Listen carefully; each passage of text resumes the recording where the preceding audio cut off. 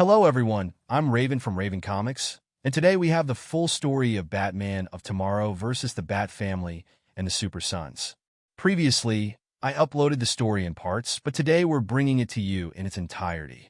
We start with Tim Drake, who is remembering what happened years ago. Before he became a Robin, he handed some photographs to Dick Grayson. Dick asks him what is the reason for all this. Tim tells him that Batman is no longer the same since Jason died. Tim knows all about him.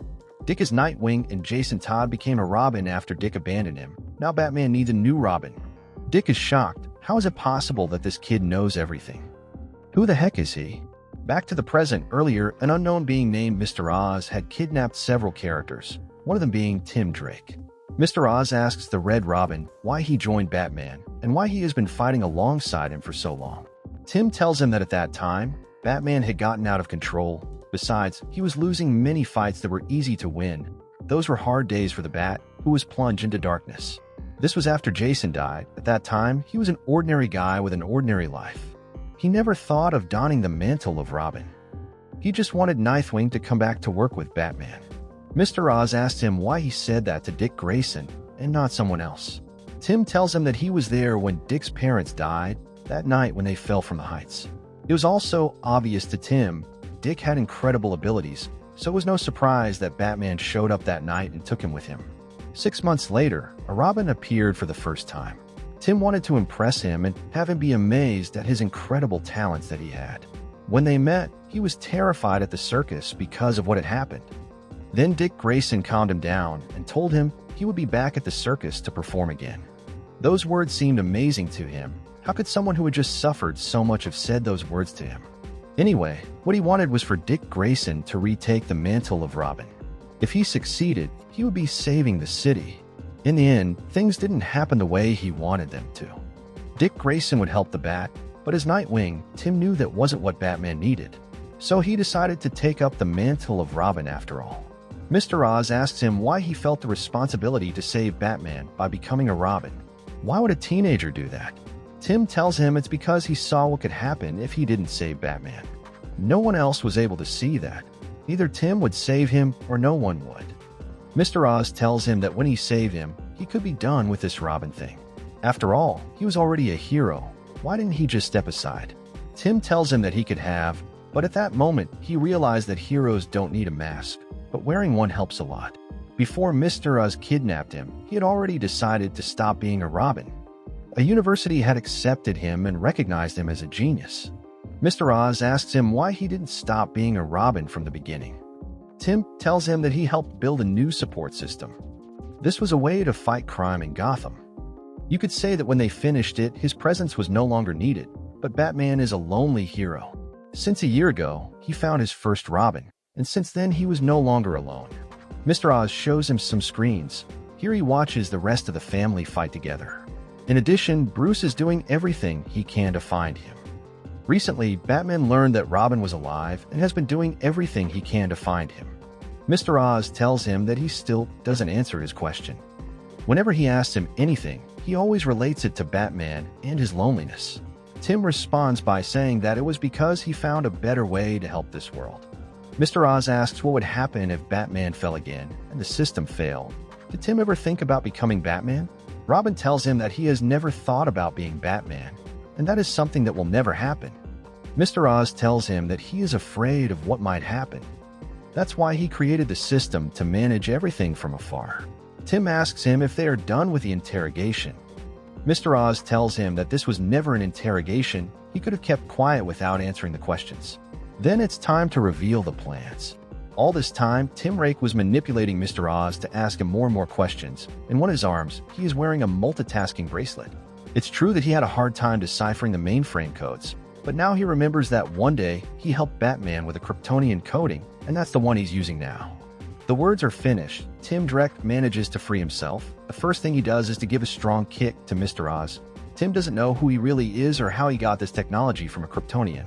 But in truth, he is much smarter and can see everything he has in his system. Tim is using his wand to attack Mr. Oz. At the same time, he tells him that he wants to know everything. Who is he? And why is he keeping them as prisoners in this place? Mr. Oz asks him if he really wants to know the terrible secret of all this. Mr. Oz finds out and tells him that he was also a prisoner of this place, as well as everyone here. The Red Robin immediately recognizes that symbol. Mr. Oz tells him that he is Jor-El, Kal-El's father, known as Superman in this place. Jor-El mentions that Tim is an exceptional young man and knows that people with this intellect have a terrible destiny. Geniuses are doomed to carry the world on their shoulders. He knows he has a pure heart. That is why he sacrificed himself to save his friends. At that moment, Mr. Oz turns to look at him. Robin asks him what the hell he is talking about. Mr. Oz asks him to make a selfish decision for once in his life and not to come back. Superman's father has walked this road all the way and knows it's darker than it looks. Robin asks him why he put him in this place and what the heck he's talking about. He still doesn't understand what's going on. Mr. Oz tells him that this is all caused by someone pulling the strings from the shadows. Mr. Oz is about to leave, but first he tells him that this prison is not really what it seems. Tim has to remember those words in his mind. There is a being who is pulling the strings of this universe from the shadows. He is the one who really made him look at Tim Drake. At the moment, this powerful being is looking elsewhere. You could say he is distracted elsewhere as he prepares to act. Mr. Oz needs to put his plan into action before it's too late. But does he really want to save this planet, or does he want to save someone else? There seems to be no escape for this world. Jor-El also tried to save his world from the beginning, but gave up when he realized he couldn't do it. Tim Drake should do the same too. Mr. Oz escapes. Tim asks him to come back. He still doesn't understand things. Now that Tim is alone, he connects to the central computer. This is with the intention of trying to connect it to Gotham. He may still have a chance to get out of here.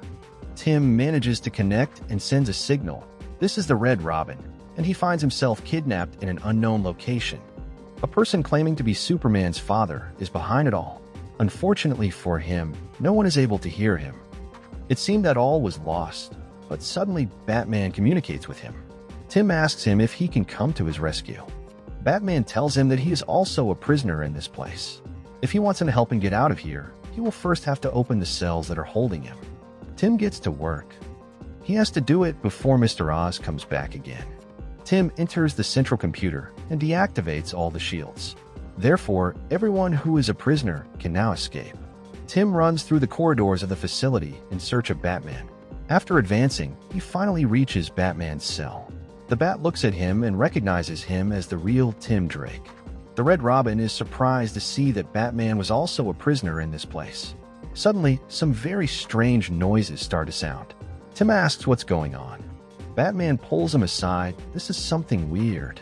Batman is using a gun in the distance. Tim is impressed by what he is looking at.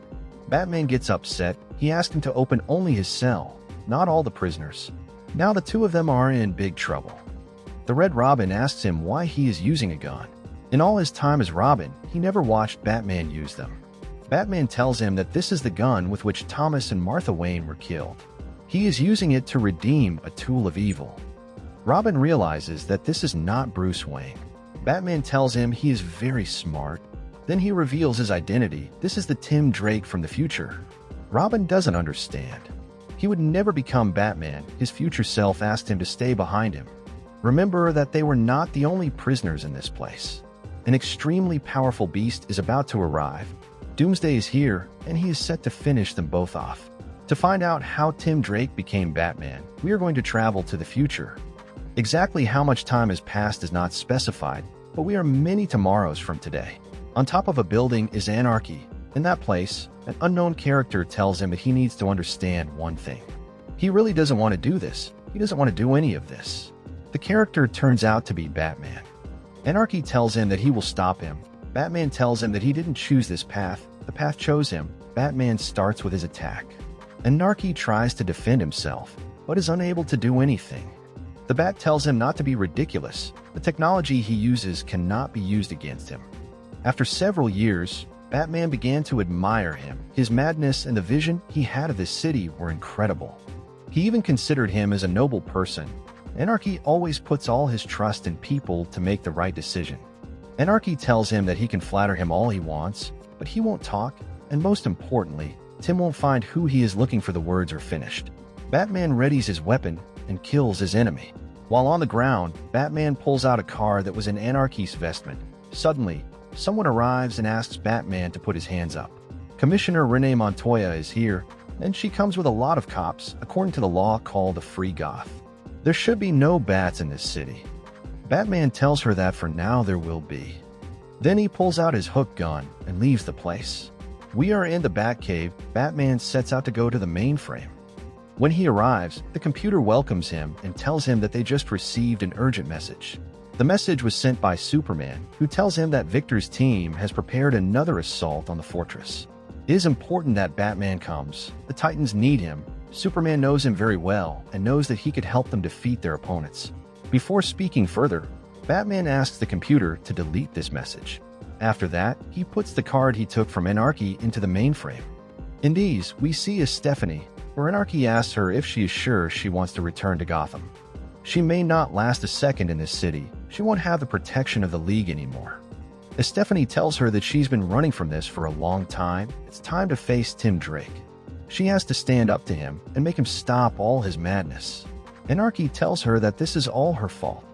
He's the one who put her on this path.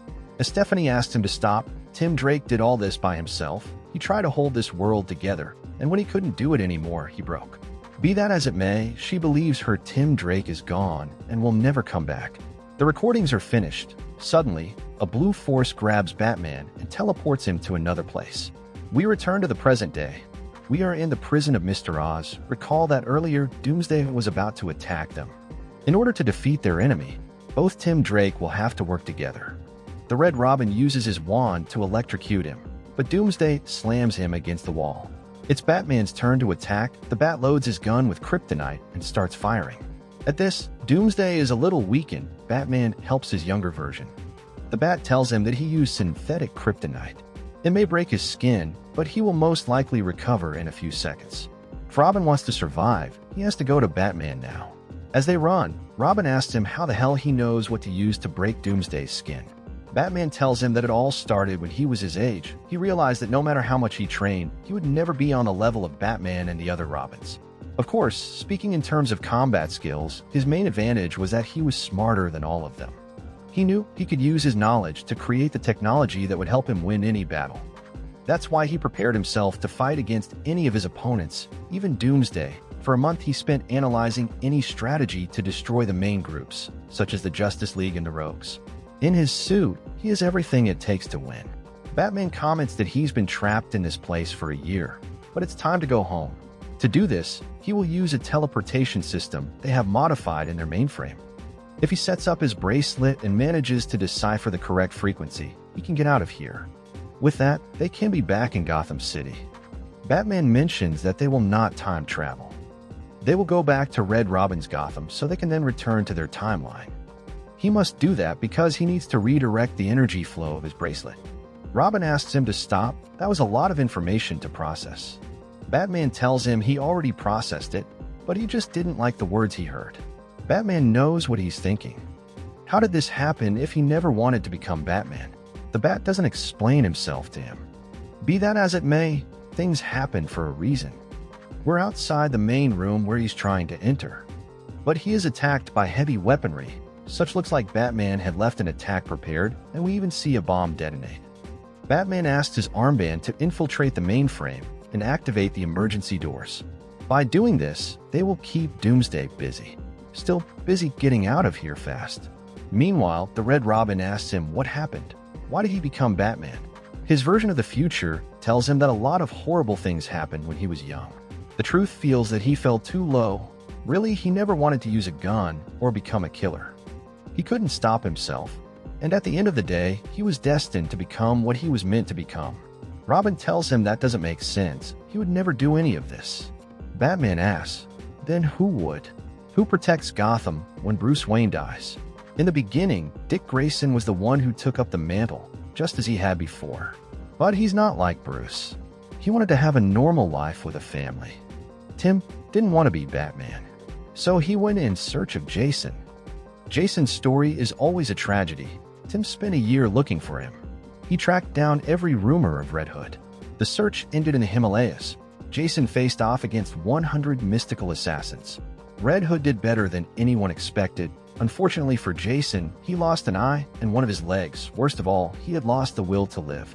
While Tim was looking for Jason, Damian almost set the city on fire. Tim asks him what happened to Damian. Batman tells him that's what he always does. Batman did what was necessary. With no other choice, Tim Drake killed Damian. Robin is shocked and tells him he's a monster. His future self tells him that Gotham needed Batman more than ever. He simply did what he had to do. After a year of training, he realized what the city needed, and that was to restore the order that existed while Bruce was alive. At the end of the day, there was no one left to do that. Robin asks what happened to Batwoman. Batman tells him that she wasn't who he thought she was. Tim figures out what happened. The Red Robin can't believe all the acts of this Batman. Everything he does goes against the Bat's protocols.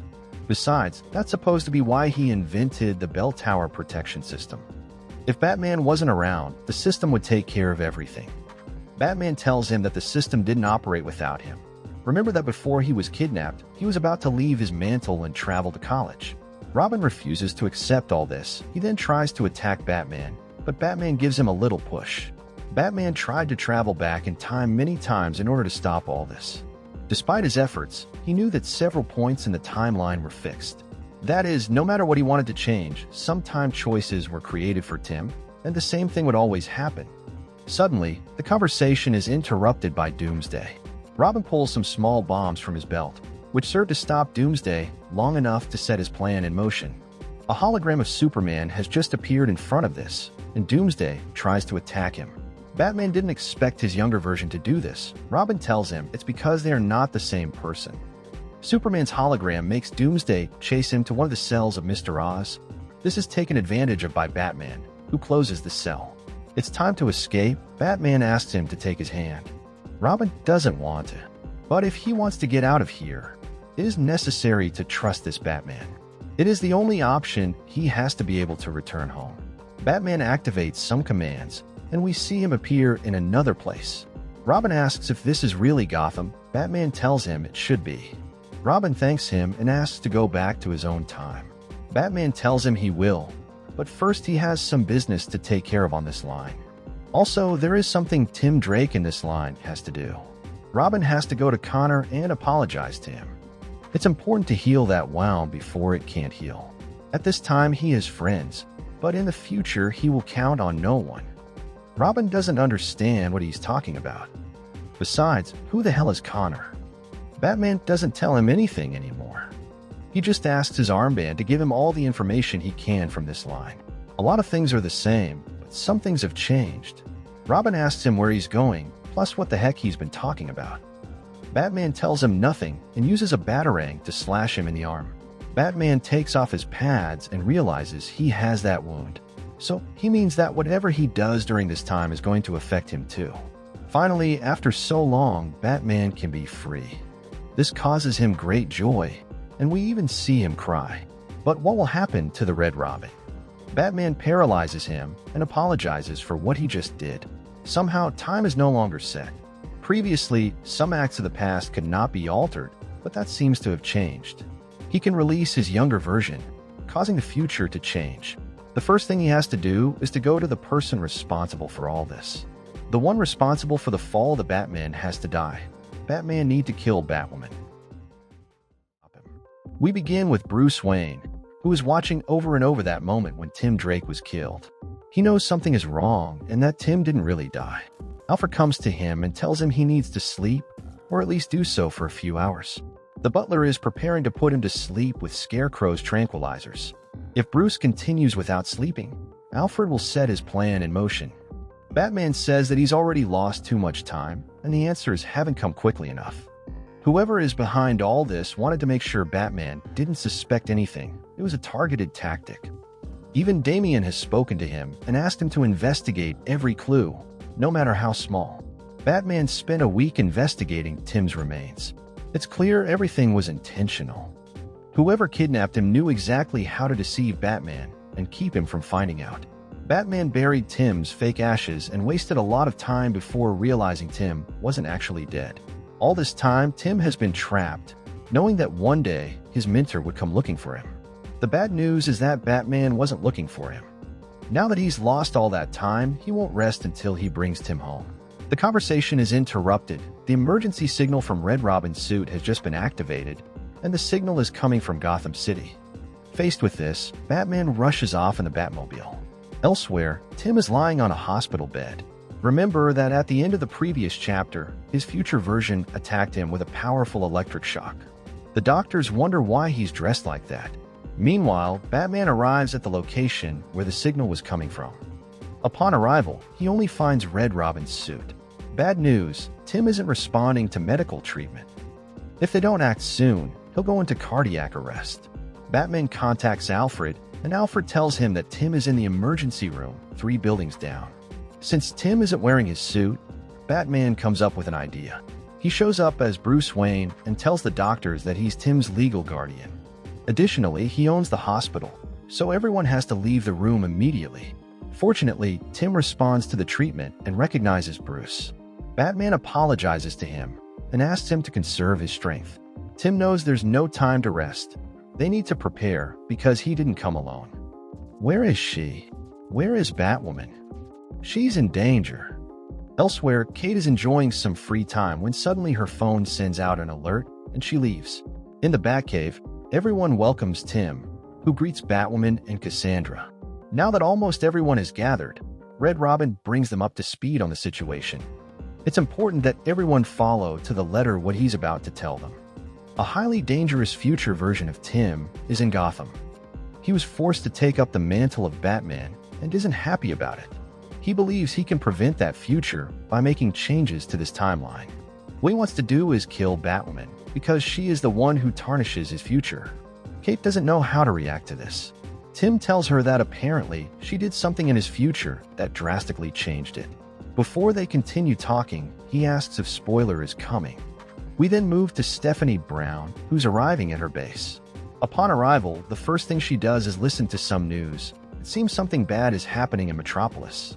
Out of nowhere, the Batman of the future appears behind her. He tells her he's sorry, he should have listened to her, but now he's going to make things right.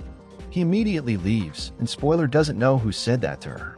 Back with Tim, since he wants to protect Batwoman, they plan to lock her in a cell. Kate doesn't like this idea as she believes she doesn't need protection. Tim asks her to trust him, as his future version is counting on her coming after him as soon as she knows she's a target. A few hours ago, he watched him fight Doomsday. His abilities are incredible. If they fight alone without being prepared, he'll easily defeat them. As they talk, Tim is also redesigning the armor doors so they won't be easy for him to breach. As if that weren't enough, Orphan, Clayface, and Azrael are also here to protect her. Luke tells Tim that he's found a way to track temporal energy, but when he inputs the data into the computer, it can't crack it. Tim says he'll give him access so he can track that temporal energy. Later, Tim goes to Batman and asks if there's any trace of the enemy. Bruce says he already has people working on the search, but if they're protecting their target, the enemy is most likely headed here. Tim wonders why he hasn't arrived yet. Batman tells him it's because he's lost so much. He's probably taking his time to look at this world before it turns dark. Bruce would do the same. He'd take the time to see everything he's lost and savor it. Tim says that's likely, though his timeline was very different. A while ago, he spoke about a friend, someone named Connor.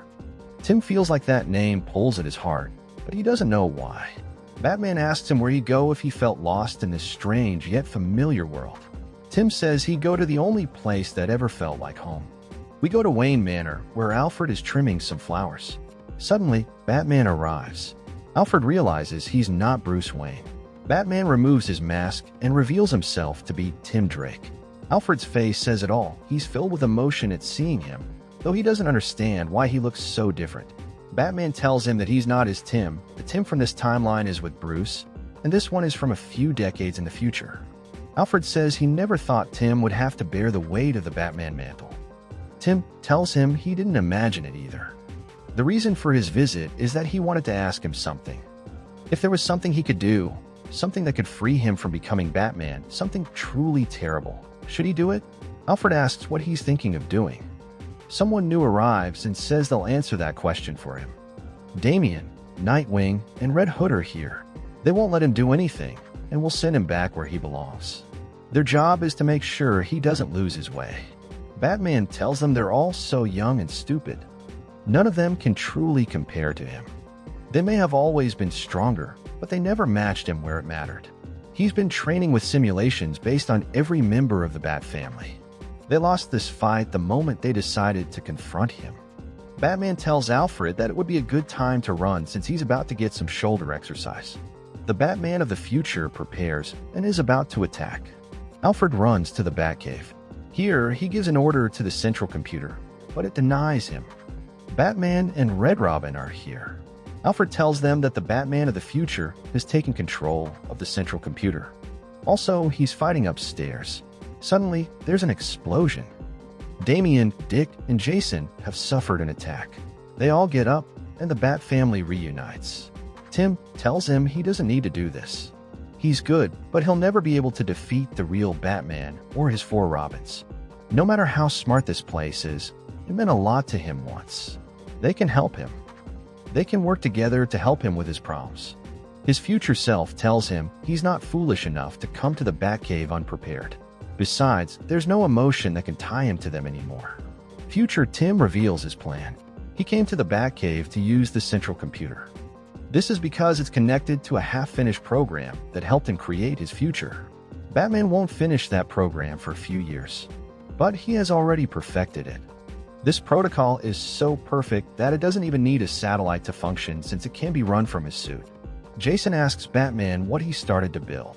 Batman knows this is bad. You only need to look at Batman's face to know what comes next. Future Batman gives the order. It's time to activate this terror program under his command. Brother Eye is online, and the Batman of the future will be the one giving it orders. Meanwhile, in the Atlantic Ocean, Ulysses is recording a message for Colonel Kane. With due respect, he has to file a formal complaint. He acknowledges that all the members of the organization he worked for are very upset with him for his actions in Gotham City a few months ago. Ulysses had a sick obsession with hurting people. All this time, he has been a dangerous teenager incapable of feeling human empathy. The work he did for the organization was questioned, and he was later removed from weapons development, as well as other activities he was involved in. The purpose of this message is not to issue any threats. Quite the contrary. Despite being removed from his position, he has been working hard to regain the Colonel's trust. Ulysses is willing to do anything to get out of this lousy job. Suddenly, the message is interrupted as a strange noise starts to be heard, so he cuts the transmission. Ulysses checks what's going on. Here we see that he has a Red Robin suit, which is receiving a signal. It seems there are 2 other versions of this suit in Gotham City. The strange thing for Ulysses is that this shouldn't be happening since Robin was supposed to be dead. Brother Eye activates and takes control of the facility. Ulysses asks the computer to activate the anti-hacking protocol. Brother Eye tells him that this cannot be done. It then activates Ulysses' drones. Yes, the same ones he used to try to destroy Gotham City when Tim Drake disappeared. The target of the drones is Catherine Kane, better known as Batwoman. Ulysses starts running. He has to inform the Colonel about this situation, though maybe he shouldn't, and finally see what his toys are capable of. Meanwhile, in the Batcave, the Bat family is fighting against the Batman of tomorrow. He thinks all of his enemies' actions will be futile. Brother Eye already has the weapons he needs to complete the mission. No one will be able to reach the Belfry in time to defend Batwoman. He doesn't want to hurt anyone else. That's not why he's here. His motives are good. He wants to give their lives back to the entire family. Red Hood says he doesn't believe in Santa Claus anymore and is about to throw a punch. The Batman of tomorrow intercepts it with a staff. He then tells him that in a few years, he was going to learn that one of his bones never healed after what the Joker did to him. There is a bone spur getting weaker in the joint of his hip. Now that Jason knows, he can treat the bone spur. The next one to fight is Nightwing. Dick asks why he's doing all this. If things are so bad in his future, they can all go with him to fix everything. They just need to work together. Batman tells him the biggest problem is that the problem isn't any of them in particular. Well, maybe Damian should be killed right now. The main reason is because he causes too much pain to the Kent boy. Damian wonders if he's talking about Jonathan. Robin tries to punch Batman, but he intercepts it with a strong kick. Batman is about to say something to Batman when he suddenly starts suffering. It seems he doesn't have much time for this. What everyone needs to know right now is that Batman is a curse, and when he dies, that curse systematically destroys each of their lives. That's what has happened for years in the future. Bruce Wayne is the next to confront him, but he also fails in his attack. Future Tim tells him that he always worries about them every night. Since Batman found them, he's left them more broken than they already were. The Batman mantle is a corrosive poison that destroys anyone who touches it. Batman will die knowing that is the truth. Tim knows because that's what Bruce told him the day he died. Bruce says nothing.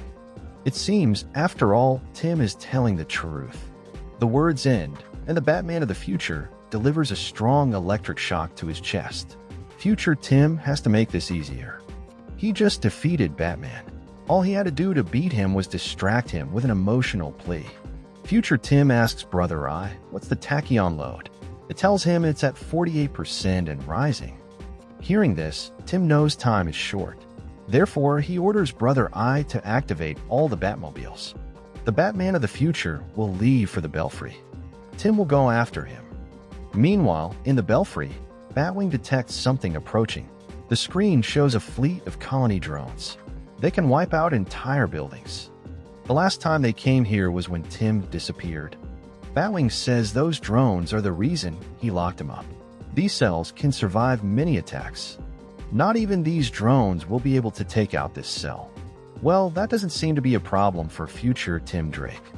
Brother Eye deactivates the security systems. No cell can protect Batwoman. Kate tells everyone to leave. She'll be the one to keep them busy. Orphan says not everyone will stay to fight together. In the Batcave, Tim Drake tells his counterpart that he should have a way to return to the Belfry without using the transportation system he built from scratch. His future self says there's no need for that. Besides, he wanted him to follow. He then kicks him hard, and Tim falls to the ground. Future Batman tells him he should be smart enough to know he wouldn't be able to defeat him alone. He doesn't want to hurt him, but he will if necessary. Suddenly, he starts suffering again. It seems Hypertime is fighting back. The timeline doesn't want to be changed. The more he interacts with the family, the more the timeline will try to send him back to where he belongs. Although if it were impossible to change this timeline, time would have already sent him back, no doubt. So there is still hope to change this timeline. Batwoman will be killed, and the future will be saved. Tim Drake thinks Catherine is his ally, but in a week, the breaking point will come. Her actions are the beginning of a chain of events that creates him. If Batman kills Batwoman now, Tim can have the life he always wanted. Having a normal relationship with Stephanie and going to college, in addition to having a complete life without any worries. It's time to leave behind all these ridiculous capes and suits. The responsibility will not fall on him. If Tim wants, he can be freer than he ever was since he saw Batman devastated by Jason's death. That moment when he decided to act and become Robin changed everything. If he doesn't act now, he will lose everything. All he has to do is let his future self act. The blood won't be on his hands. He can walk away clean from this. Tim Drake refuses to do this. With no other option, his future self knocks him out with a blow. Meanwhile, at the clock tower, Batwoman and her team are fighting against Ulysses' drones. The Batman of tomorrow arrives and asks Brother Eye to create a dome in the center of the clock tower and stop the drones. He will be locked inside with Catherine and do this himself, just the two of them. It seems Batwoman is going to give him a hard time in the near future. Tim tells her no, that she will disappoint them all. Tim used to think very highly of her. After all, he was the one who told Batman that she was the best choice to run the clock tower. Kate has no idea what she's doing or what she's hiding behind that confidence she always shows. But in the end, all she cares about is helping herself. Batwoman destroys people. That's what she has always done. Either way, this ends today. Batman is about to shoot her.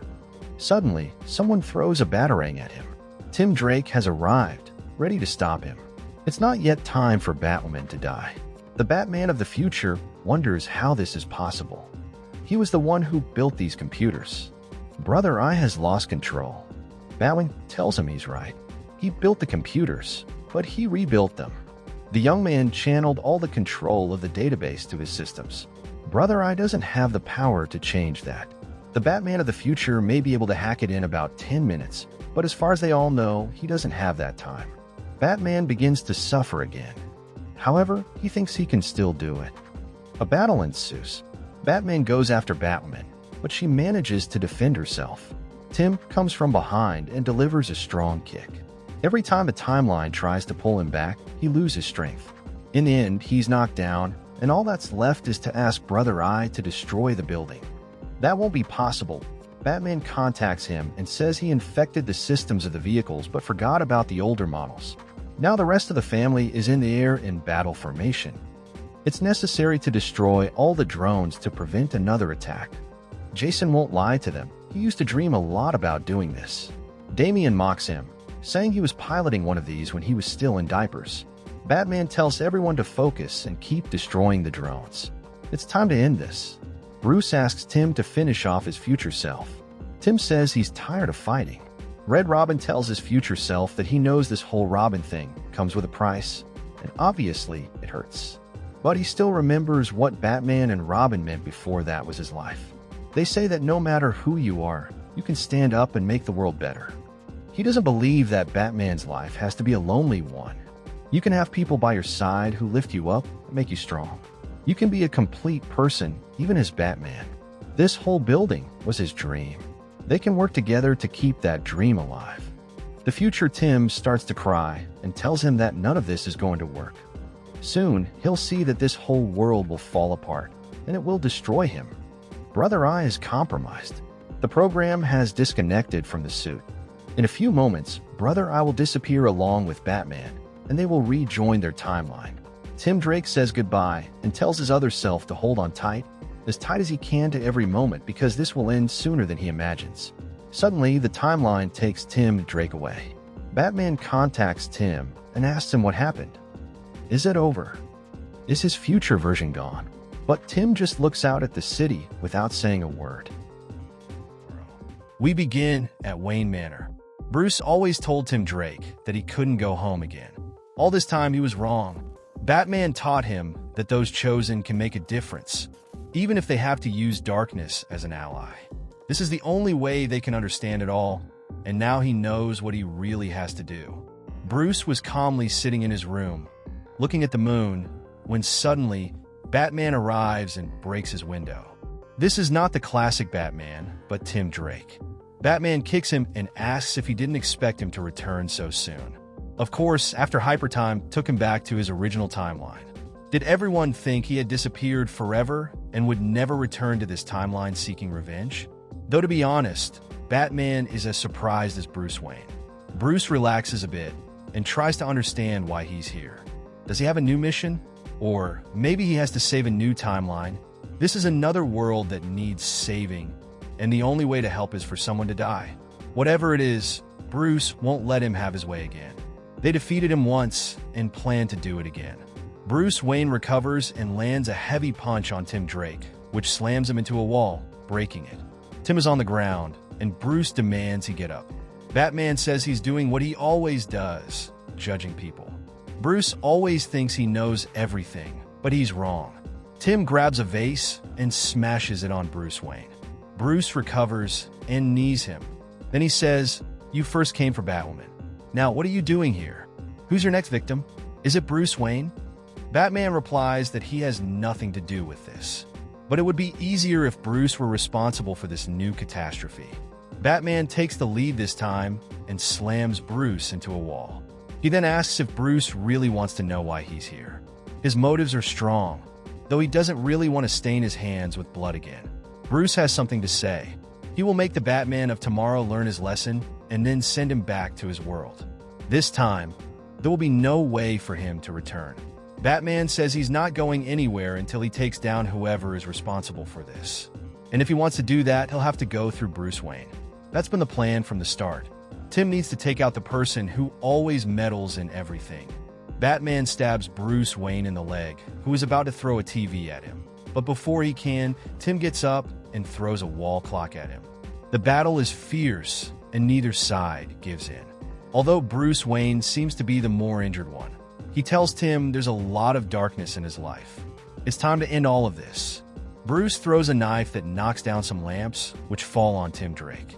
Batman says he's leaving him with no other options, so he pulls out a gun. Bruce says it doesn't matter if he's from another timeline.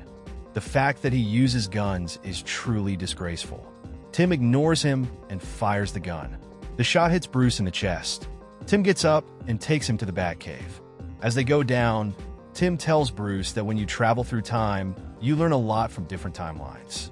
Bruce has always been paranoid, and now Tim will use that paranoia to his advantage.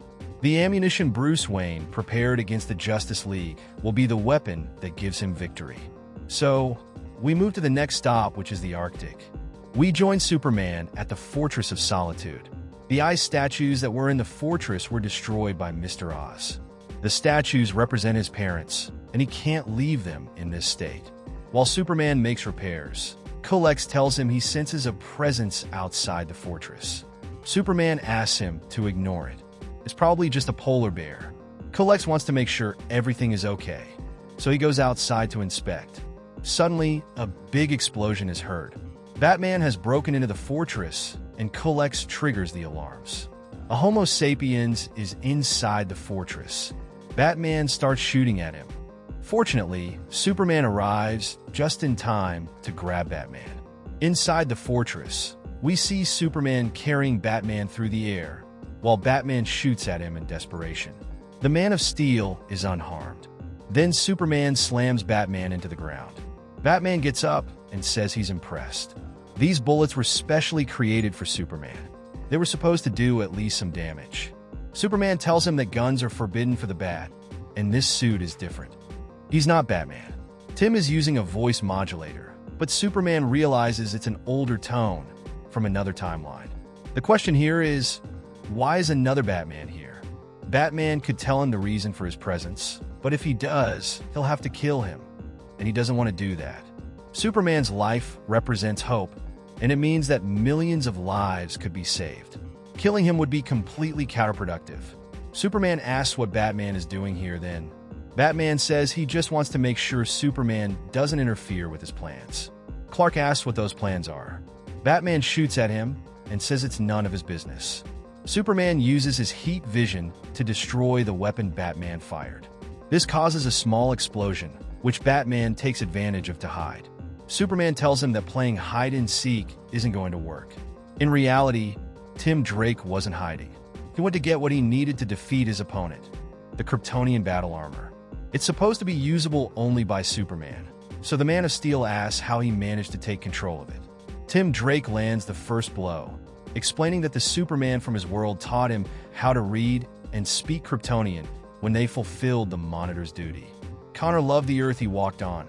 Tim wishes Connor could see Superman now. Tim grabs Superman and throws him with great force outside the fortress. Lying on the ground, Clark tells him that the Superman of this Earth is going to teach him a valuable lesson about pain. Tim is about to attack again, but Superman recovers and rips off the armor, smashing it against the fortress. Then, he tears it in half, forcing Batman out. Superman slams him into the ground and asks what he's hoping to prove or accomplish here. Earlier, Superman had read Batman's reports, which talked about this Tim Drake visiting this timeline. His goal was to alter the past to change his future. But the question remains, what is he after? Tim tells him he's seeking something bigger than himself.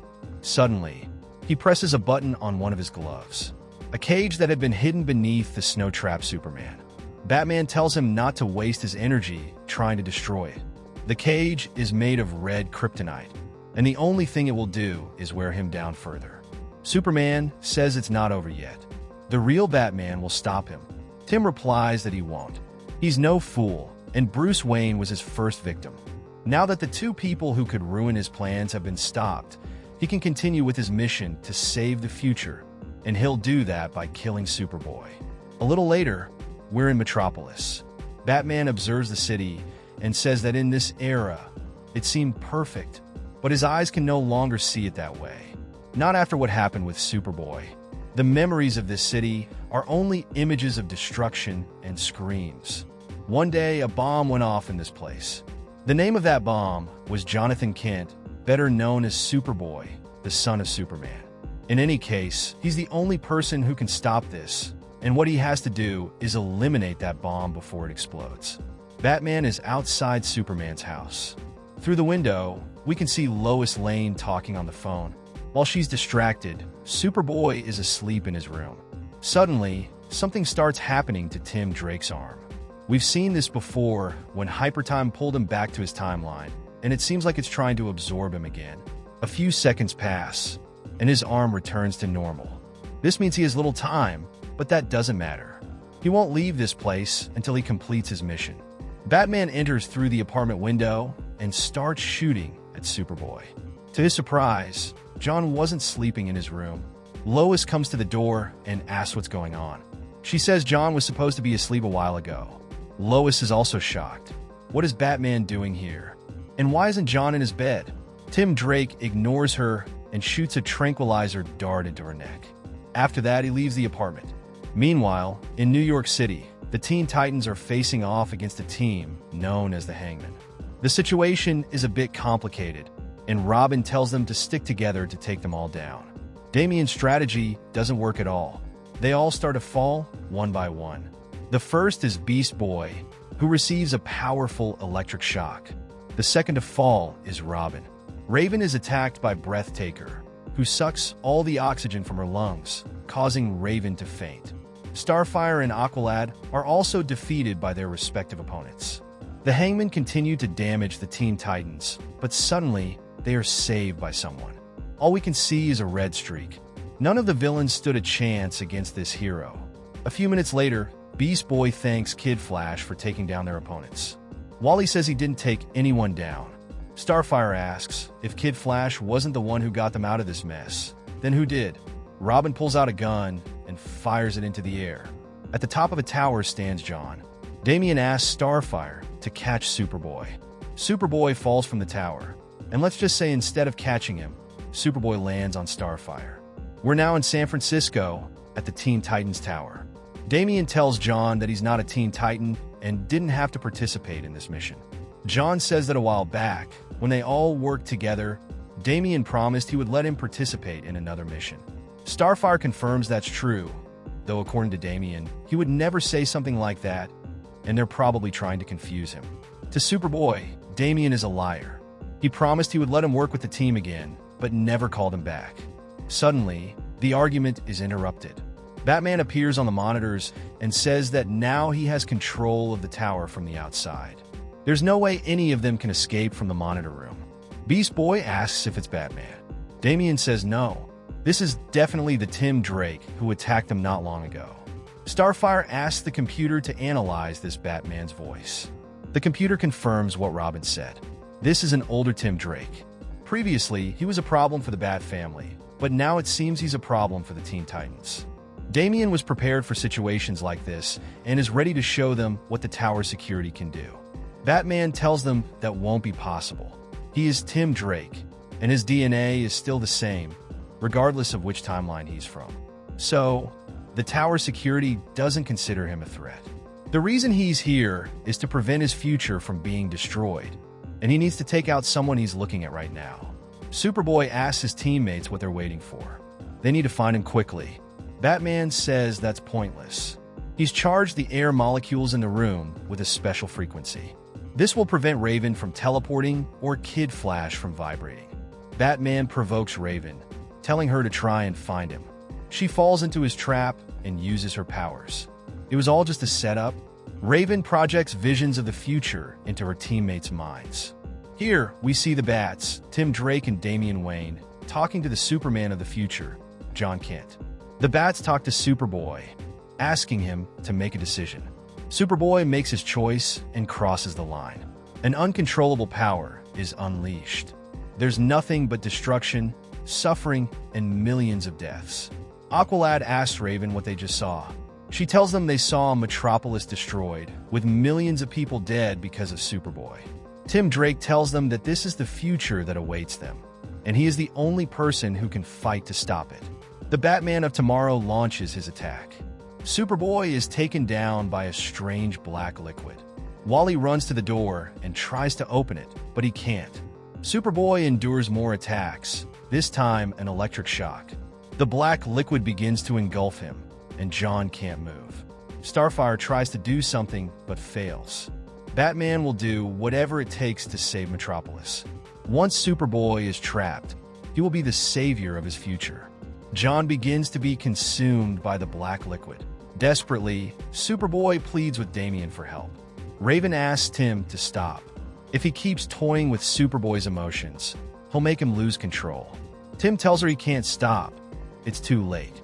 With a black liquid covering him, Superboy couldn't see, so he used his heat vision to pierce through the liquid. John is losing control. Damian knows that if they stay here, they will all die. Therefore, Superboy has to fly in any direction and get out of there. John flies off, but before he leaves, he asks Damian to tell his parents he's sorry. Meanwhile, we hear a lament from the Batman of the future, saying it's happening again. It seems that, after all, he only sped things up, and now Superboy is out of control. Beast Boy knows they'll soon be hit by a powerful impact. Raven is already protecting her teammates, generating an energy shield. At the same time, she's trying to mitigate the direct attacks. Suddenly, Batman is hit hard. Superboy uses his heat vision to attack Titan's tower. Meanwhile, somewhere else, someone is monitoring Tim Drake's actions. The tracking device has been interrupted by a massive energy.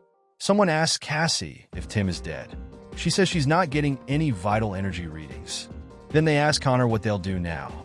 Connor tells Bart they'll do what the Titans always do. They'll find him and bring him back home, together.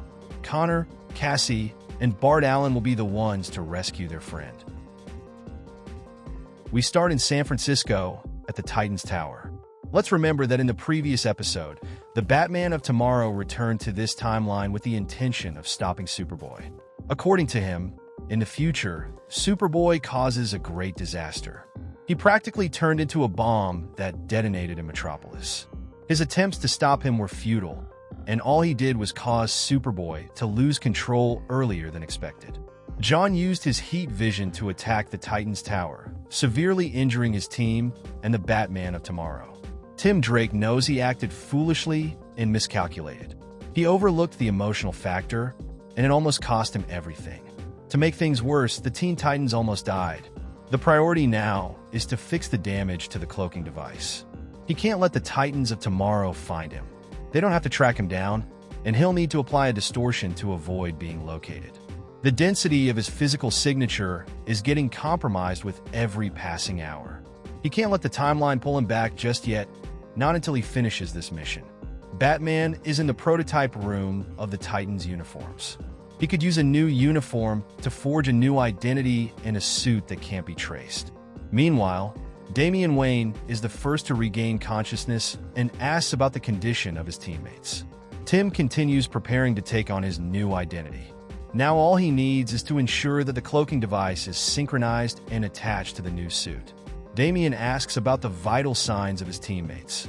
The computer informs him that they're inconsistent but strong.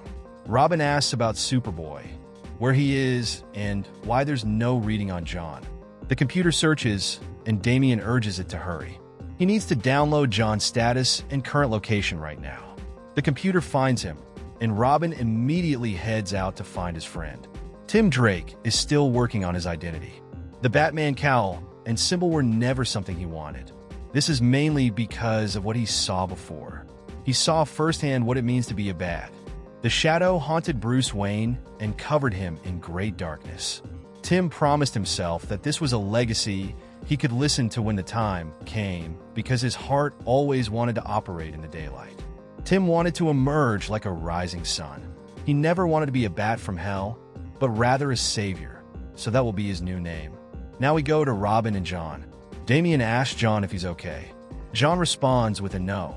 He's a bit uneasy and asks Robin to return to the tower because he's worried about having hurt the Titans. Damian simply tells him to sit and relax. John thinks he might have killed the Titans, and it would all be his fault. Damian reassures him, telling him he recently checked the Titans' vital signs before rescuing him. They're all okay. Well, unconscious, but okay. John didn't hurt any of them. Then he tells him that what happened wasn't his fault. The Batman of Tomorrow pushed him to the limit. John doesn't want to run from the Teen Titans like this. He wants to go back and face everything head on. Damian tells him that the Titans aren't his only concern. The problem is Tim Drake. He fully intended to kill Batwoman. If that Batman of Tomorrow hadn't been dragged back to his timeline, he probably would have succeeded, and now he's trying to do the same with John. Damian admits, albeit reluctantly, that Tim Drake is good at what he does. Superboy tells him something he probably doesn't want to hear, but it seems like they're all a bit twisted. Damian is Tim's successor in both roles, as Robin and leader of the Teen Titans. Damian didn't think it would be so hard to separate the Tim from this timeline from the one from tomorrow, but it's still Tim Drake. Superboy asks who Damian is trying to contact on the communicator. Damian says his parents. His only rule might be never to ask for their help, but he knows his father would like to know Tim has shown up again. It'd be good to give him a heads up so he can prepare with all his resources. The problem is that he hasn't been able to contact Batman or Superman. John suggests they could go to the Fortress of Solitude or the Batcave. Robin doesn't want to do that because it'd be too risky. Tim knows their identities and could be waiting for them in those places. John wonders what exactly happened at the tower. Where did that power he used come from? And why does Tim think Superboy will use it in the future to kill innocents? Damian read Batman's files a while ago. He knows about Superman's solar flare. That's the power Superboy used. The solar flare is a power that Superman can control and use for good. But perhaps it's something uncontrollable and dangerous for John due to his mixed DNA. Superboy says that, in that case, he won't be able to be near anyone. He'll have to stay alone somewhere. He doesn't want to be responsible for the deaths of innocent people in this or any timeline. Damian won't let that happen and promises to keep him safe. After all, they are friends, and friends always help each other. John, all this time, thought they were just teammates, but Damian tells him to shut up. Meanwhile, at the headquarters of the Titans of Tomorrow, Connor asks what they mean by they lost him. Just a few seconds ago, they were tracking Tim Drake's location, and now he's gone. Cassie explains that Tim was able to hide his energy signature again before the temporal lock could register it. They could triangulate and get closer, but they would lose him for several years. Bart doesn't want to take the risk. They need to find him precisely, not make a foolish attempt. Connor knows that lately, Tim has been obsessed with timelines from other worlds. Could there be a way to know what he's up to? Cassie tells him no. The last time Tim entered the timeline, whatever he did was erased. Everything returned to normal until he came back to his point of origin. It doesn't make sense. The timeline seems to be pulling him back suddenly, jumping entirely through time without intervals, completely out of control. This is dangerous and could cause severe harm to someone's mind. Wherever or whenever he is, Tim knows that time is running out. At some point, he knows he'll be completely pulled back, and there will be nothing he can do about it. Bart thinks they need to wait until the next phase of the interval and hopes Tim won't ruin the timeline. Meanwhile, in the current timeline, Wally has been scanning the area. Robin and Superboy have left this place. The only thing he found was this note. Raven mentions that Tim Drake is behind them. He reveals himself and says he's willing to talk. Raven tells him that if he really wanted to talk, he would put down his weapons. They may be from different timelines, but they still share an emotional connection. At this, Tim puts down his weapons. Beast Boy didn't know Tim was also a quick change artist. It seems like he stole one of his prototypes and tossed it into a blender. He remembers hearing him say once a Titan, always a Titan.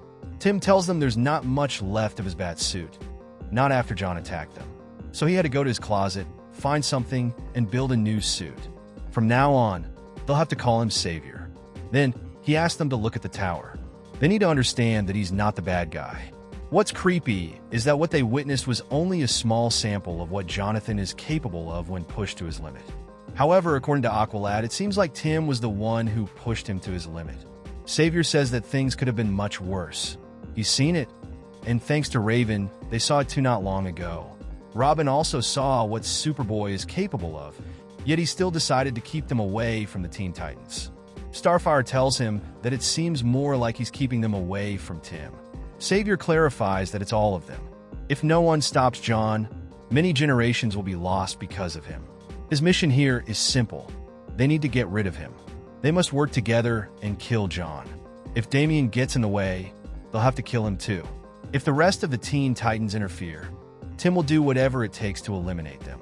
Starfire tells him that they will do the same. Beast Boy suggests they cut the drama. First of all, they need to clarify one thing. No one is going to kill anyone, but he leans toward believing that Tim's motivation is real. After all, they just witnessed some small fireworks, and Damian is the one escaping with that super bomb. Raven suggests capturing Superboy, removing his powers to contain him, and helping him. Those are the options for someone who hasn't unleashed their powers to commit a crime. If Tim Drake accepts these options, then they will help him. Savior agrees to this. Aqualad asks Raven what she means by saying they're going to help him. He hasn't agreed to anything. Starfire feels the same. She doesn't trust this Tim Drake at the moment and doesn't plan on bringing him to Robin and John. They mean too much to her, and she thinks some of the team is blinded by their relationship with the other Tim Drake, which is why they want to trust this one. But there's a lot they don't know about him. Tim tells them that time is of the essence and is running out. The longer they wait, the harder it will be to find them. Starfire reminds them that Robin asked for time, and they need to give it to him. Suddenly, something starts happening to Tim Drake's arm. The time phase is activating. Meanwhile, at the Titans of Tomorrow base, Cassie says the same thing. The time phase is activating. Time is fighting to locate Tim and bring him back to them. Something is materializing and transporting to the other timeline. Tim's arm is with the Titans of Tomorrow, and Bart is grabbing it. But his arm is a pure chronological artifact, broken by a different timeline. They must hold on, so the arm will lead them in his direction. Tim suffers from what's happening and tells them they have his hand, and they're coming for him. Starfire and the others want to give Robin more time, something they don't have. Raven has all the information she needs and has to do what she thinks is right. Raven says John's solar flare power is acting on a jamming frequency, like static electricity. They need to search carefully and find them. Beast Boy agrees. Tim has shown his cards, and they can't ignore it. They need to help Tim and find Robin and John to fix this. Starfire tries to stop Raven from leaving. Raven insists on doing it, but first she'll do the following. In the pure light of day, they will rebuild not just their headquarters, but also their faith and trust in each other. Everything they've been seeing are just memories that Raven projected into the Teen Titans. She used a telepathic blow to keep them occupied long enough to escape from here with Beast Boy and Tim Drake. Starfire knows it won't be long before Raven is able to find Robin and John. Aqualad says they've had enough of all this bad stuff and asks them to focus on the good things. John emits an unmistakable energy signature, and they're on an island surrounded by water, which means Aqualad knows where they are. We begin in the depths of the ocean. Aqualad mentions that they're lucky to have an advantage in finding Superboy. But Raven, Savior, and Beast Boy won't be far behind. Starfire tells him this isn't a race, but Aqualad replies that this is exactly what it is. Savior wants to kill John, and they need to reach him first. The energy trail John is leaving behind is like a rapidly fraying thread. Starfire tells Aqualad that they aren't far from him and asks why they can't see Robin and John. Aqualad explains it's because they don't have his eyes. Under this extreme pressure, he has a thin, invisible membrane covering his eyes, allowing him to see optimally, identifying patterns like infrared glasses underwater. Before he can continue explaining, Aqualad stops, having spotted a large structure nearby. What lies before him seems to be some sort of headquarters. He also sees Robin's underwater transport from the Titan's tower. Starfire and Kid Flash are right above him on the surface. They're heading downward fast, so he prepares to breach the pressure zone. Starfire hopes they can get in on time. Meanwhile, inside the base, John tells Robin he feels pretty clean. He should probably run some tests on his solar eruption powers to see if they work the same as his father's. Damian says they probably will, but with his mixed DNA, it might manifest differently. Batman of Tomorrow said John would lose control in the future, but never mentioned what would cause it. Suddenly, alarms start blaring. Damian instructs the computer to arm non-lethal weapons and target whoever's outside. John asks him to calm down, not wanting things to get out of hand.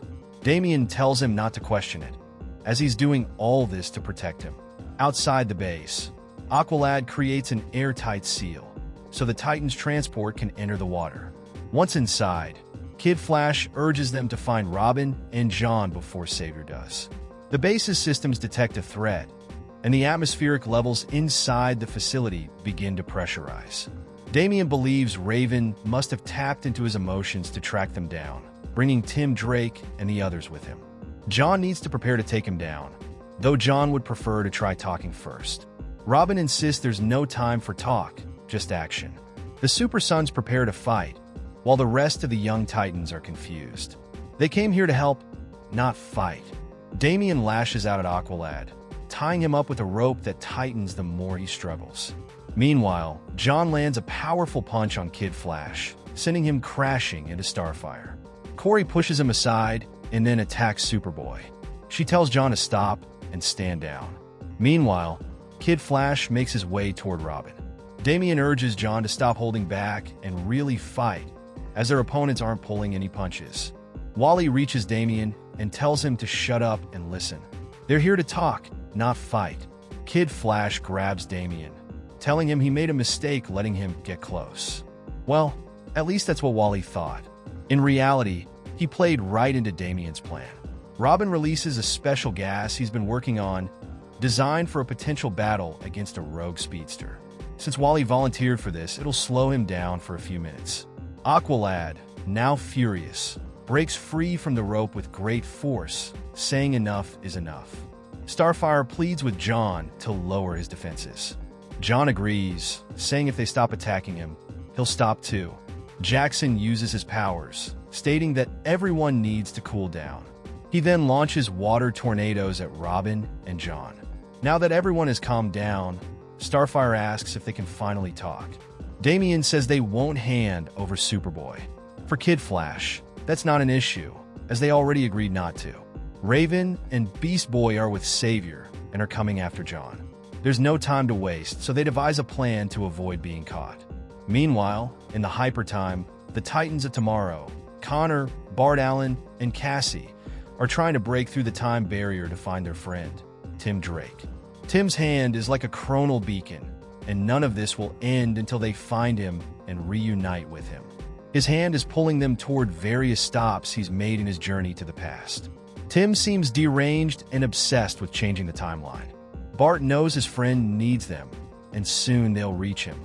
Back in the main timeline, Damian is upset with Aqualad's plan. It involves knocking them unconscious, the only way Reeve won't be able to track them.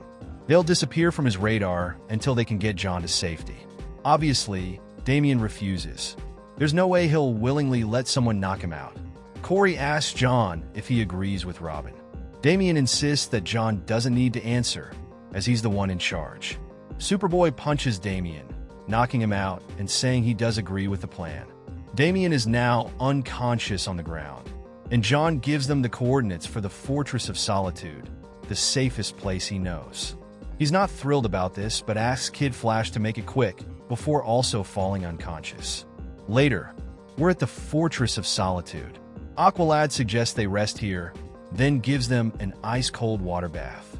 Both wake up, and Damian asks what's with all the water and why he didn't use any aromatic salts.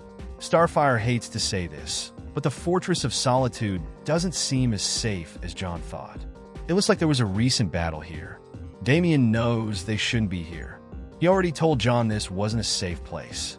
John steps out to check the perimeter and finds his father trapped in a red kryptonite capsule. John asks what happened to him.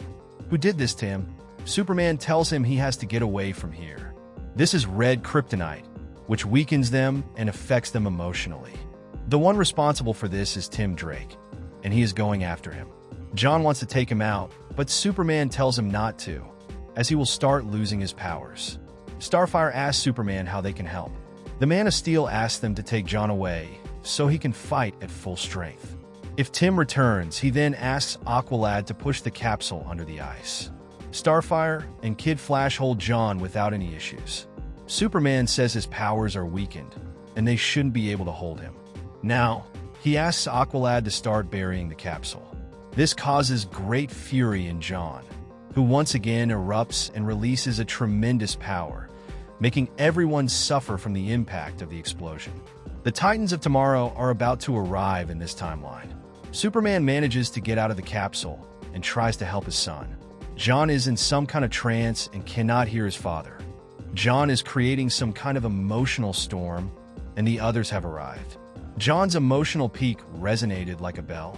It seems like another nova. Savior comments that his body is weak after the last detonation, and this time he won't survive a second blast. Superman confronts Tim and asks what he did to his son. Savior tells him that John has the same solar eruption power, but he's half human and doesn't have the Kryptonian ability to control it. Superman must let this happen. If John dies today, millions will be saved tomorrow. Suddenly, the Titans of Tomorrow appear, and they are here for Tim. No matter where or when they are, they will take their companion back. That's all they can do. Bart mentions that the chronal energy infused into Tim Drake's hand may have pulled him through space-time. The problem is that his hand has a mind of its own and is guiding them toward a child about to explode. Cassie wonders why everyone here has to put their differences aside. No child will be in danger under her watch. Beast Boy transforms into a giant octopus and covers the energy that John is emitting. Robin is happy to know that Raven and Beast Boy have returned to their side. Raven says all they want to do right now is help John. Cassie asks Raven to lock him down and contain him as long as she can. She also wants her to put a shield over John and cover all that energy. Superman asks the two Flashes to run and spin in reverse to counter his polarity. Raven continues trying to lock him down, but John is taking everything she has. It's crucial not to let the energy sphere grow. Bart says they are doing their best. Wally is surprised to learn that they all know them. Tim's hand returns to him, preparing to complete his mission. The problem is that he's dissipating, and the chronal energy is attacking him in faster intervals. It could be a matter of seconds before the temporal void pulls him out of this time. So, he has to tell his Titans that there's nothing they can do to help him. Superman tells him they don't have time to worry about him. The sphere is growing, and they need to get to his son. Connor asks him to wait and asks who are inside that bubble. Superman tells him that inside is his son Jonathan, just 10 years old. He must enter that great sphere and save his son. Connor tells him they both need to save him. He failed him once and won't do it again. Superman agrees, and they both prepare. Meanwhile, Hypertime continues to try to pull the Tim Drake of tomorrow. Raven says she can no longer feel Superboy's presence. She won't be able to contain this power much longer. Damian lunges at Tim, telling him that all this is his fault. He's the one who ruined his timeline and killed them all. Savior says the containment isn't working. Superboy's solar power has become a separate identity. The two Flashes need to generate a circulation funnel with its exit point directed at Tim Drake. Damian asks what he's doing. Savior says he's doing what he has to. He's saving everyone and will take that great power with him. Savior asks Beast Boy to transform and Raven to drop her shield. Lastly, Cassie has to let go of her lasso. Suddenly, the energy goes with Tim Drake and he absorbs it. Now he's coming out of the darkness and heading into the light. John goes to his father and asks what happened. Superman tells him that someone fixed things, giving everything they had to save them. Meanwhile, in Hypertime, we see Savior with a big smile. During the journey, several key moments from the past appear, like Crisis on Infinite Earths, Time Crisis, Brightest Day, Dark Nights, and more. Savior knows this isn't over yet. He made a decision. The Superman inspired him. He absorbed John's solar flare and became the survivor he needed to be. The gift of life is all he has. It's all he can give for the moment. The here and now, nothing more, nothing less. No promises of a better tomorrow or a different yesterday. Just life in all its splendor and horror, its joy, bitterness, and complications. Raven tries to maintain a telepathic connection between them all, but it quickly dissolves. Their minds only glimpse what the Tim of tomorrow can see. Hypertime shows him the chaos of the future and tomorrow's repercussions, as he gleefully falls through time toward his destiny, ready to fight anyone or anything that threatens the timeline. He feels there are others on the same mission, but his is more surgical by nature, more precise. This mission might be one he never returns from. The portal to Hypertime closes, and we see a small explosion. The Tim Drake of tomorrow is gone, and for now, his whereabouts are unknown. As he mentioned, he may never return. Robin and John don't understand what just happened. Raven comments that they saw a version of their Tim sacrificing himself for all of them. It seems that while Tim was being absorbed by Hypertime, Everyone present saw the same images of the past and future. Superman has another question that needs to be answered. Throughout this whole moment, they never had a chance to properly introduce themselves. Now, he needs to know who everyone present is and why this person in front of him is wearing an S as a symbol. Connor tells him they haven't met yet, but Superman once told him that when traveling through time to alternate realities, the less they say and do in that timeline, the better. For Superman, that sounds like good advice, and he regrets the loss of his friend. Cassie says that Tim Drake isn't dead. Now he's everywhere. He could be anywhere in time. Robin and John ask if they'll stay in this place. There's so much they could learn from them. Besides, many questions they could answer. Cassie tells them that's exactly why they can't stay. Whatever their path is, they must figure it out themselves. It's time to go. The way they'll return to their era is with residual reverse. They must use the speed force with which they arrived as a spring to return. The two Supermen say their goodbyes and wish each other a good journey. Bart Allen starts running, and within a few seconds, they disappear. Beast Boy comments that he knew that blonde girl, and he wishes he'd gotten her name. For Superman, this is for the best. Damian asks, the best for who? There's nothing wrong with knowing what comes next. That way, they could prepare to prevent what's coming. Wally says he has something better than their names. Starfire asks what he has, and Wally shows a photo he took when Alan was running. For Wally, this is really cool. He took it just before he left. Now they'll have a small keepsake. They all show some slight smiles, except Raven. For her, this is no small memory. Raven takes his cell phone and destroys it. Only a fool like Wally would do that and risk the timeline and more lives. Wally says he can download it from the cloud. Raven gets upset and tells him that everything that just happened is nothing to be happy or laugh about. A version of Tim Drake, someone close to them, has just sacrificed himself in front of everyone. Just a few minutes ago, they witnessed this tragedy, and Wally is taking selfies with a big smile on his face. Kid Flash apologizes, saying he wasn't thinking. Besides, he got excited seeing other heroes, especially that other Flash. Superman steps away with Robin and Yehan. It seems like Raven has some things to fix and asks for a moment alone with these two boys. Meanwhile, in Gotham City at Wayne Manor, Bruce is just waking up. He was severely injured after the beating from the Batman of the future. Alfred greets him, and Bruce asks how long he's been out. He was unconscious after his fight with the alternate Tim Drake. Alfred thinks Bruce is hallucinating, believing what happened was just a dream. Obviously, Bruce disagrees. In the Fortress of Solitude, Superman looks a bit pensive, standing there for about 5 minutes. Robin asks why he's still thinking about what happened if it's all over.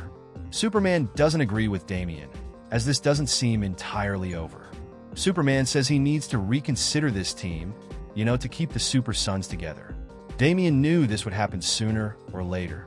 Ever since they started working as a team, many tragedies have occurred. They're like a long-term catalyst for tragedies, and Yehan always ends up involved in these problems. Clark is sure they don't understand his fear of letting them team up for more crime fighting. Damian tells him they're talking about a possible future that isn't set in stone. John tells his father they always act according to their own destiny. So, why make their own decisions? Superman says that John is right, but anything he can do here and now to ensure his son's future isn't affected, he'll act on it right away. Superman is his father and refuses to believe that John will destroy the future. Damian tells him that John's possible future has already been altered by the future Tim Drake. He absorbed the solar flare so that the future wouldn't be compromised. Superman says it's his future that worries him. He's sure John did this in the future to stop Damian. It might even mean he did everything he could to stop his friend. There's no way Superman will allow his son to go out of control. He has two jobs in this world. One is to protect the world to the best of his abilities, and the other is to raise and protect his son. Damian swears he will never put Jonathan in danger. Jan knows his friend is telling the truth. After all, he's been trying to protect him all this time, and the same goes for Damian. Whenever Damian is in danger, Jan will do everything he can to protect him. Damian promises Superman that in a two-way street, Damian will be there to protect John. They'll stay close, being good friends through thick and thin. The real answer Superman needs to find is not to keep them apart, but to keep them together. They can learn by making their own decisions. Superman understands and asks John what made him so wise. John says it's from listening to his parents all the time, well, almost all the time. For Damian, that was way too much sugar. So much sweetness is going to give him diabetes. It's time to return to the Teen Titans. They seem a bit serious, and it looks like something is happening. Starfire mentions they need to have a meeting to talk about everything that happened. Savior easily fractured them, so it's important to express their feelings to avoid risking their unity again. Though it seems like they'll have to hold their meeting outside the tower, because John destroyed it earlier. John promises to do whatever he can to rebuild it. Superman tells them not to worry. They'll have a temporary headquarters until their own is up and running again. Superman initiates a teleportation to the Justice League's headquarters. Suddenly, they all disappear. Later, we see them at the Justice League headquarters. Superman tells them they can use their meeting room for now. The Man of Steel will be in the monitoring hall. If they need any help, they can ask him with pleasure. The first to sit down is Damian, in his father's chair. Wally takes Flash's chair. Starfire takes Diana's. Raven uses Cyborg's chair. Beast Boy sits in the Green Lantern's chair, and John in none, since he doesn't belong to the team and will leave them to hold their meeting. John steps away, and Damian calls the meeting to order, proposing a vote for John to become a half-member of the Teen Titans, with the possibility of being a full member later, once he turns 13. Starfire has no doubt that Jonathan would make an excellent Titan. Superboy returns immediately and asks if there's anything he can do to convince them to vote for him. Damian tells him it's not necessary. John will leave them to vote in secret. They won't regret adding him to the team. He'll make a great Titan. Batman arrives in the meeting room. He wants a full report from all of them about that future Tim, with every detail of the encounter. Damian tells his father they're in the middle of a vote. They're deciding if John can join the Teen Titans or not. Batman asks them to vote, and for those who think John should be a Titan to raise their hands. Raven, Aqualad, and Wally refuse to have him on the team. Batman apologizes to Jan. Starfire says this craziness, they just went through shows they have many issues to resolve, first among themselves. Raven tells John that he's probably disappointed, but this vote isn't a reflection of who Superboy is, but rather a reflection of them. They need to keep working together as a team. Damian goes to talk to John. He apologizes for the vote. John tells him not to worry. Having Robin's support means a lot to him. Damian tells him that's what teammates are for, to look out for each other. Teammates, so they're no longer friends? Damian asks John not to ruin the moment. Just don't, and wait for a better tomorrow.